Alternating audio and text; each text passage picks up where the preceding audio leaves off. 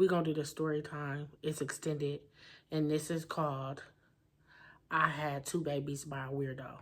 We're going to start the story from beginning to end, how I met him, all of that. I'm going to tell y'all how this story went. So, I was about 21, 22 when I met Ezekiel and Faith's father. And I was walking, I lived in the projects on the east side of Akron. I was coming from the plaza, making sure my kids had diapers, milk, whatever else I might have needed. I might have been coming from a WIC appointment. And I'm coming past these other apartments that you come past before you get to the projects where I stayed. So I'm walking, and I see this guy in like a police looking car, but without the lights. I'm gonna put a picture of it on the screen if I could show y'all. So I look at him, I see that he's a big dude, and I don't really like big dudes because that's not my style. I don't want to, mess with a big guy. And he said, "Hey, baby, where you going?" I'm like, "To my house." And he like, "If you got a man, you ain't got to tell him you can take my number down." So I take his number down. He was like, "You ain't got to give me yours, but I'll give you mine." So that's how it started. When I got his number, I put it in my phone. I was standing there with both my babies in a stroller, my oldest son and my oldest daughter. I had my son sitting in the front and my daughter sitting in the back because she was the littlest one. So I wanted to make sure she didn't fall out the stroller. But it was like, an in-between thing in between their legs. And so I'm just looking like, whatever. I get the number. I go home to my apartment. And I don't call him for 6 months. I don't see him for 6 months. I don't call him for 6 months. I don't have no contact with him for the first 6 months. Because he just was not my type. Now, some of this story, you're going to be like, I'm just going to tell it because it's my truth. And this is just me being raw and honest with y'all. So, one day I was really horny. I wasn't messing with nobody, and there was rumors that a girl that lived in the same parking lot as me had HIV, and that she was spreading it, and I was so fucking scared, so scared to even have sex with anybody that lived anywhere near there, or anybody that hollered at me near there. And so, 6 months down the line, I'm horny, and he told me his name was Marcus, and that's what I stored him in my phone as. And that actually was like a falsified name. That's the name. He still uses it to this day with females. So I take his number. I put it in my phone. And when I call him, he comes over. And I'm going to tell you exactly how it happened because I don't forget nothing from the first time I meet somebody. He walks in with this cup that's got liquor in it. And it's like a little, shot glass. And he gets out and he knocks on the door. I don't know that he's there, but when he knocks, I know that he's there. So he had, when I called him when I was horny, he was like, "Where you stay at?" And I was like, "In the Rosemary." And he was like, "What parking lot?" And I was like, "Key's place." And he comes, knocks on the door. I let him in. He comes in with the shot glass. And the first thing he does is he picks me up and bear hugs me and cracks my back. And I'm like, well, damn. So I don't know how we got to the room, but I ended up going back to my room. We ended up going back to my room. And he takes his cup with him. I think I had a dresser in the room when he followed me back to my room and put the shot glass down on my dresser. And we commenced to doing the grown up. And I'm like, "I got some condoms. You want to use the condom?" He was like, "No, I'm actually allergic to condoms." And I'm like, hesitant, like, I'm horny, but I'm kind of ready to just renege on the whole night because I'm just like, what if I catch something? It's rumors about a girl, that got it around here. I'm scared. What if he did something with her and he got it? I'm thinking about it, but I'm not really doing anything cautionary to like make sure that I don't sleep with him. It took me a minute to go back and forth with my thoughts. I go ahead and I sleep with him. We do the do. He rolls over off the top of me and he chills and lies down in my bed. And he like, man, I've been trying to get with you for a minute. Now, he was trying to get with me for a minute because I would see him sometimes. I would catch him and he'd be walking back and forth. You see this big ass dude with his thumb in his mouth walking back and forth through the parking lot. And I'm like, what's up, baby?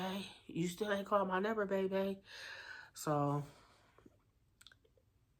that's how we started. And the next time, I remember that he said that he was allergic to condoms. So I had went to a CVS or a Richmond's something called Richmond's Pharmacy. And I had got something called sheepskins. I had asked the people, I said, if somebody allergic to condoms, what condoms do I get? And I was like, oh, it's called sheepskins. I go and I get sheepskins. And I'm excited for the next time. He calls my phone every 2 to 3 days. Let me get in that pussy. Let me get in that pussy. Let me get in that pussy. This is how he talk. So he comes over, get what he get, lie down on the bed, pull his pants up, dip every time. So one day when we are intimate, after we had got done getting intimate, he said to me, if you ever get pregnant by me, you're going to have an abortion. And in my mind, I'm like, I said out loud, I said to him, okay. But in my mind, I'm like, how the fuck you gonna tell me if I get pregnant by you, I'm gonna have an abortion? But you said you was allergic to condoms and I bought you sheepskins and you don't want to use them. So how the fuck you gonna tell me what I'm gonna do with my body when you proceed to want to still sleep unprotected? So I'm just like, okay. But like I told y'all, that's the real thought that I had. So it goes on for a while. Let me get in that pussy. Let me get in that pussy. Every 2, 3 days, we humping. So that happened. I didn't see him for a long time. I didn't know he had a prison record of going back and forth to prison, jail, and all of that. There was times where I wouldn't see him for months. And it didn't dawn on me that he was in prison. I just thought that maybe I wasn't seeing him. So, he gets out of prison. We start doing whatever again. But the way it happened was I ended up moving. I only stayed in the Rosemary's for 1 year, and then I moved to where I live at now, but over across the street in the family townhomes where I had 1.5 bath, 3 bedrooms. And I run into him when I'm out and about. I'm over on Copley across from Richmond's Pharmacy and not too far from CVS on Copley Road. And I see him in this car, in this sports car, and it was so little and he was so huge and he was like squished like a sardine in that motherfucker. And I see him out the periphery of my eye. He driving forward and following me, and I see him from the corner of my eye, but I'm not trying to give him direct eye contact. So then I back up. I act like, oh my God, I'm going the wrong way. I try to pretend like I'm going the wrong way, and I turn around and walk the other way, and he puts his car in reverse. And I'm like, fuck. Now I got to make eye contact because what the fuck? I can't act like I don't see you for this long. So I give him my eye contact. He's like, what's up with you, baby? Where you at now? Where you be at, man? I've been looking for you, man. I'd have been over in the Rosemary's and they talking about you moved. Now in the Rosemary's, I was known as tumor booty because I got a big butt. And they was like, you moved, they told me you moved. I was like, yeah, I live in Channelwood or whatever. And he was like, oh, okay, where at in Channelwood? And so I was like, Wesley Place. And so he was like, oh, okay, get in my car. I'm like, I'm about to go home. And he was like, I'll take you home. Get in my car. So I get in a little squished ass car and we driving and he wants to have sex with me. And at this moment, I'm feeling some kind of way because every time we see each other, all we do is have sex. And I'm just not interested. I don't just want you to just have sex with me. I'm not interested in that. When I tell him no, I don't want to go have sex, he gets mad, turns the car around, and drops me back off where he saw me at by the Richmond's Pharmacy and goes about his way. And I didn't give a fuck because I don't want to. Every time I see you, we just have sex and that's it. So he drops me off and boom, I go home. So one day, I gave him my number before he even dropped me on. He was like, well, you got a new number? And I was like, yeah, and I gave him the number. I gave him the number before he took me back to where he seen me at and dropped me off. So he already had it. So I go back home to my apartment. He called in private. And when he called private, I answer it. He like, what's going on with you? And I'm like, no. He was like, where you stay at? You was acting funky the last time I seen you. I said, because I don't just want to have sex with you. And so he was like, where you stay at? So he comes over. We have our little conversation. He comes over. We have sex. This is the day that Faith was created. We have sex for about 10 to 20 seconds. And he ejaculates inside of me. And he hops up like, oh, you're not into this. You just laying there all dry. And you're not into it at all. I thought he really was upset because I was laying there not into it. That wasn't why he was upset. He wasn't even upset. It was he nutted early and had to get up out of there because he couldn't continue no more. It was lasted for like 30 seconds. He came quick. So he hops up off of me and he goes about his way. Okay. 2 days later, I see him, right? I'm sitting on the floor in like the little foyer area. And with Channelwood, you have these doors and these little blinds beside the door. And I'm looking. I just happen to look. And I spot the red Charger. I'm like, it's only one person I know that drive that type of red Charger. And so I'm like, I'm going to stop for a minute and sit by my door and peek out my curtains and see what's going on. At this moment, I'm pregnant, but I don't know. I see this dude come out of another chick's back door. And what's funny is he came out of her back door and walked directly up my steps. For what? I don't know. He walked directly up my steps, looked dead at my door, and kept on going. Like, what the fuck? So when he went into whoever's house he went into, I'm sitting there like, I'm about to wait to see what's going on because you just had sex with me a few days ago. And I know, like, fuck you ain't going to go fuck somebody else. And I know when I go to the doctor, I bet I have nothing. He comes out of the girl's apartment and I run down the steps and I say, at this time, he was given fake names. He tells girls, he still do this. He tells women that his name is Marcus and it's not Marcus. So I knew what his real name was, but I never called him by it. And I didn't want him to know that I knew his information. So I'm like, I go down the steps and I'm like, Marcus, park your car where you fucking at. He hops in the Charger, wheels screeching like a motherfucker, pulling off. And I'm like, park your car where the fuck you fucking at. Because I'm feeling some kind of way. Because you just was screwing me a day or two ago. And now you over here in this parking lot with somebody else. That's nasty. So he pulls off. And weeks come past.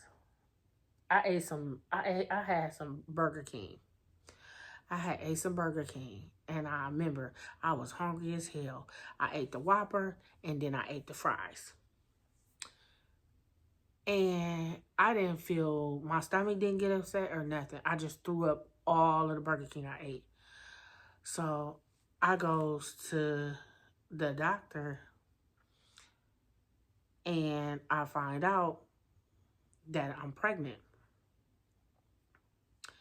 And I'm like, oh, nah, this can't be. I just seen that dude coming out somebody else's back door. I'm not about to have this baby. I'm not about to nothing. So I goes and I scheduled an abortion and everything. It was kind of late in the game. She was like I was like 4 or 5 months pregnant when I decided to abort her. So I do that. And when I do that, bro,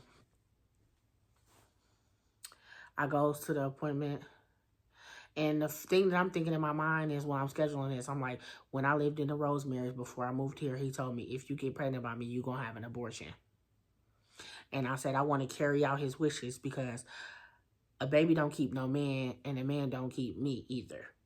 And I was like, I could have a baby by a better man that ain't just coming over to hunch on me and that's it.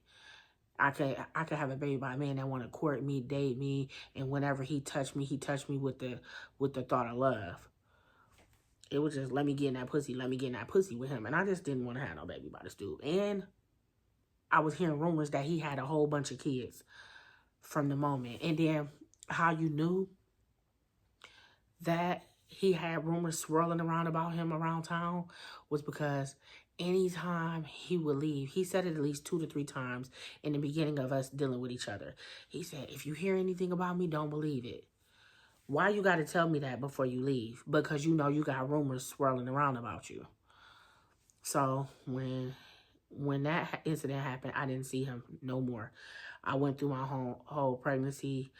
I went through trying to get the abortion, and when they went to insert the thing to make me dilate to have her, my uterus was tilted, and he told me, you can't have this abortion because if I do it while your uterus is tilted, which I don't know why it's tilted, and he was like, it's not going to just kill the baby. It's going to kill you, and I'm going to lose my license. I cannot perform this abortion. I'm mad as fuck because I'm about to have a baby by a dude that told me he wanted me to have an abortion and it didn't go through. I'm angry as hell walking out the abortion clinic because I'm like, hell nah, hell nah, hell nah. So I'm like, I go through the whole 9 months of pregnancy and I say to myself, you know what? I'm just gonna not tell the man that I got a baby by him.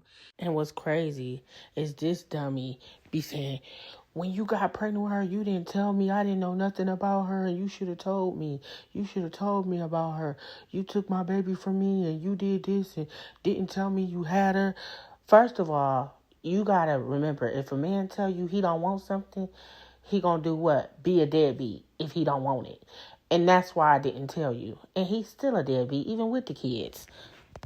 Oh, he be trying to use that as a crutch. Like, yeah, you did that to me. You took my baby from me and didn't tell me you had her and didn't tell me that you had a baby by me. You sat there and hid her from me. And it's not even a crutch to use it for, because why would I tell you about a baby you didn't want in the get-go, from the get-go? He didn't want me to have it anyway, and it's more than likely I'm not going to see him no more anyway. He'd probably just be a prison bird, in and out of prison, in and out of prison. And he was in a drug gang, selling drugs. And so I'm like, all right, I'm just going to have this baby and he'll never know. Boom. I end up getting my kids removed when they were 2. How old were they? 2, 4, and 5. 5, 4, and 2. So I didn't have her and everything. So boom. I'm going through fighting to get them back and everything. They do a DNA test for Jaheim. Jaheim didn't have a DNA test done for him because his was done when he was 6 months old, and we got that out the way before there was any issue. And so his son was his. I don't sleep around with more than one man anyway. What I'm talking about, his son was his. Basically, the test came back 99.99 for Jaheim. And for Tanae, her dad was like running from the DNA test. He wouldn't get his mouth swabbed. He wouldn't nothing. And he kept saying, I'm not getting my mouth swabbed. I'm not getting my mouth swabbed. Literally, she's 17 now. We didn't get a DNA test for Tanae until she was 14 because they caught his ass in prison slipping, and they went on ahead and took his DNA from some other file, and she's his. And so, yeah, that's what happened. And then I'm gonna tell the whole story. I'm just gonna break it up, chop it up in the editor, and send it out piece by piece. But yeah. So the abortion didn't go through. I ended up carrying her, having her, and when I had her, and they got took, it came time to do a DNA test for Faith. So I lied and told them Faith's father was another man, and I'm hoping when he come back zero, they ain't gonna ask me for another man, and they just gonna assume that I don't know who her father is. But the whole time I do know who her father is. And I'm like, I don't want them. I said, I don't want this man to know I got a baby by him. I don't want him to know nothing. I'm just gonna say, and the man that I was dealing with anyway thought the baby was his, and it wasn't. And I kept trying to tell him, I'm like, Tone, it's not yours. Well, the whole time you was with me, you wasn't showing, and then you started showing. I think it's mine. I think it's mine. I said, Tone, I told you that I was messing with some guy before you, and I seen him go in somebody else's parking lot messing around with another chick, and that's the last time I saw him. That's the guy who this baby belonged to. And he was like, what? Well, you didn't start getting big until the whole time. I was actually involved with him while I was pregnant, but I didn't know that I was pregnant, and I was having sex with him without knowing that I was pregnant. Like, I started a whole new relationship with somebody and everything else because I just didn't know that I was pregnant. And so that's why he thought it was his. We do the DNA test and come back zero. I'm like, cool. I'll call him with the results. He was like, I already know the results. I was just waiting on you to get your results. I already got my results before you got yours. I was just waiting on you to get yours. And I didn't want to say nothing until you read yours. So we did that. And it came back zero. And he was like, you said you know who the dad is? And I was like, I do, but I don't want him to know that I have a baby by him because he told me that if I had a baby by him, I needed to have an abortion. And I was like, now I got to find him because I don't know where he is. The last time I seen him was, like I told you, when he was going in somebody else's back door. I don't know where this man is at, and I don't know how to search for him. So, boom. He was like, well, you need to handle that so this baby can know who her father is. And I was like, I know, but I don't know. So, I end up figuring out what to do. I'm like, I know his full government name. I can look up his records and contact somebody related to him. So I type in his full name and I see a child support roster with his name and like 50 women. Like, I'm not exaggerating. Like, I don't want to put him out there like that, but I'm putting him out there like that just without the paperwork.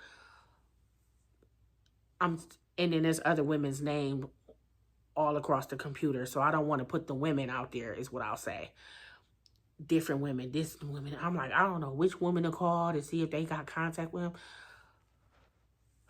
So I see this woman on the child support roster with the last name Carmichael. I'm not going to say her first name, but I'll say her last name.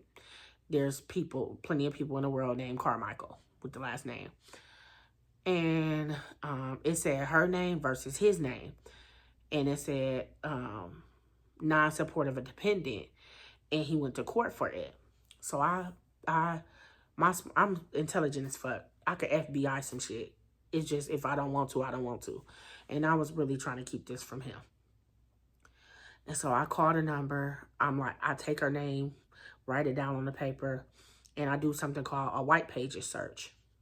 Her address come up, where she live at, and her phone number. And I'm like, let me try the number. I call the number, heart beating fast, because I'm like, women be over dick. And I ain't got time to be getting cussed out, but this the risk I'm going to take, because they talking about I can't get my kids back unless I, you know. And I was like, I just want him to know I got a baby by him, and that's it. So, boom. It's ringing. I'm like, is this so-and-so and so-and-so? She like, yes, it is. I'm like,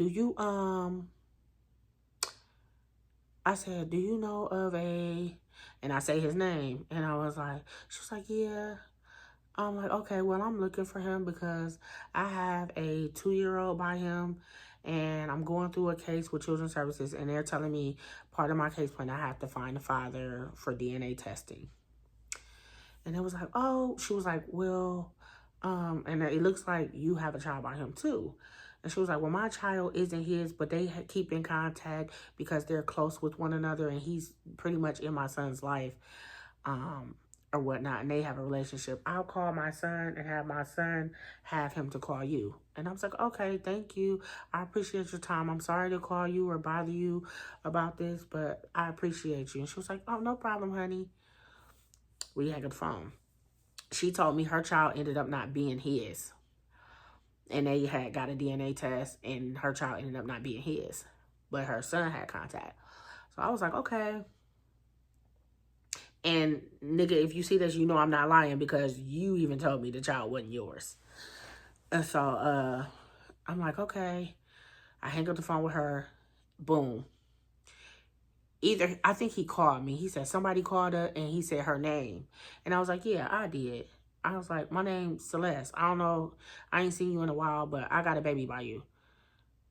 He was like, you got a baby by me? And I was like, yeah. He was like, that been so long ago. You sure?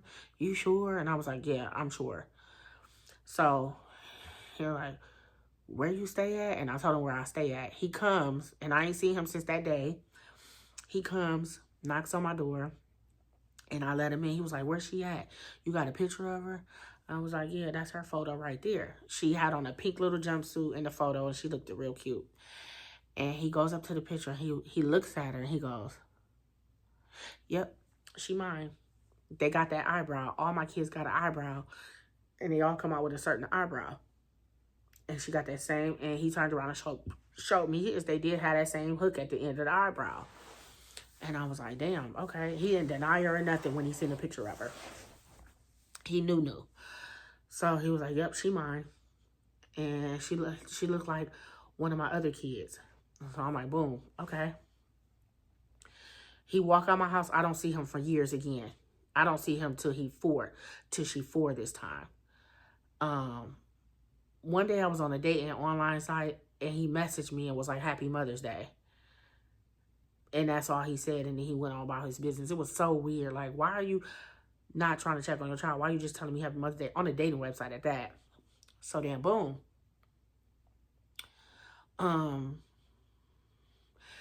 Did I see him again? Let me see.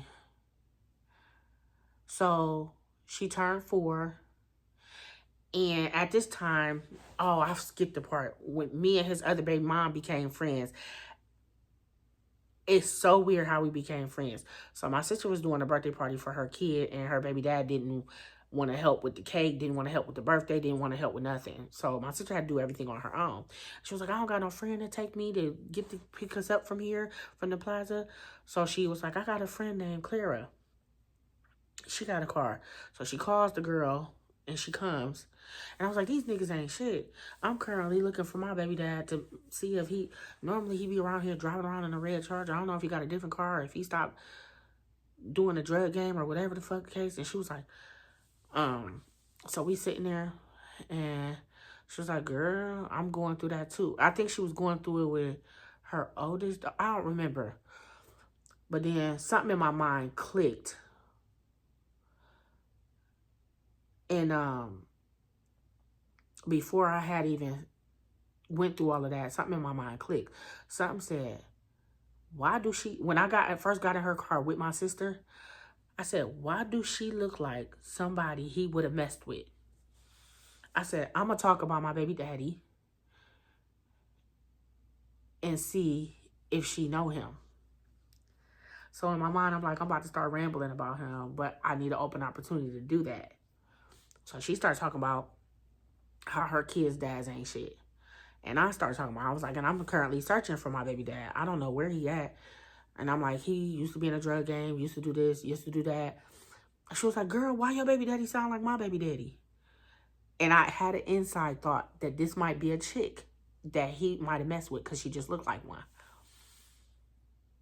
Why the fuck she was like, girl, that sound like my baby daddy. What's your baby daddy name? And I was like, he go by Marcus, but his name is, and I said his real name. She was like, I know you're not talking about who I'm talking about. And I was like, probably, I don't know. And she was like, his name Marcus, and he do this and he do that. I said, that's not his real name though. She was like, yes it is, yes it is. I said, no it's not, no it's not. And so I showed her the picture. I went on jailbase.com in front of her and showed her the picture. I said, "This who you talking about?" And she said, "Yeah, that's him. That's him. Girl, that's my baby daddy." And I was like, "You lie." And in my mind, I'm like, how did I know to just bring him up in front of her and know that she is his baby mom? I just had a thought that she might be his baby mom. And what also made me do it was because when I got on that child support website and seen the long ass list of women that he had babies by and possible babies by, Akron is so small. I was like, what if she one of his baby moms? And that's what made me seek the hooker and figure out what was what. And Akron is so small, she was one of his baby moms. Akron is that small that I'll probably run into and have had conversations with plenty of women that have children by him, allegedly and factly. And she was. So she was like, we finna go to the house right now.